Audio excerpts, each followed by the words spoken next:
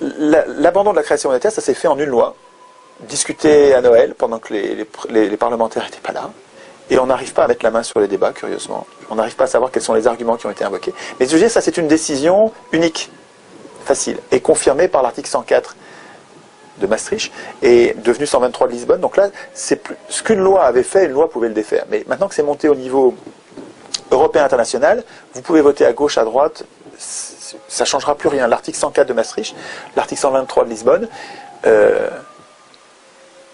c'est la pince qui nous condamne à subir la férule des marchés financiers. On ne peut plus y toucher sans sortir de l'Union européenne. Hein.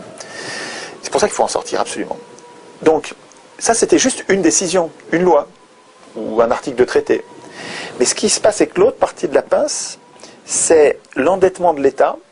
Depuis 1973, les parlementaires acceptent de voter des budgets en déséquilibre qui font un besoin d'argent. Et l'État a de plus en plus besoin d'argent chaque année, de plus en plus, jusqu'à aujourd'hui, on en est à 1500 milliards de dettes non nécessaires.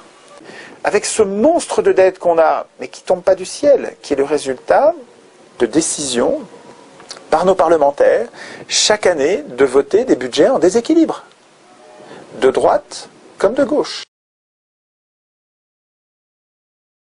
L'État français ne fait plus appel à sa banque centrale et paye donc des intérêts depuis 1973.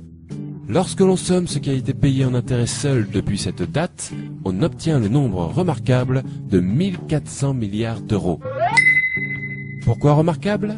Parce qu'il est très proche d'une autre somme, la dette publique française actuelle, qui a augmenté sur cette même période de 1350 milliards d'euros.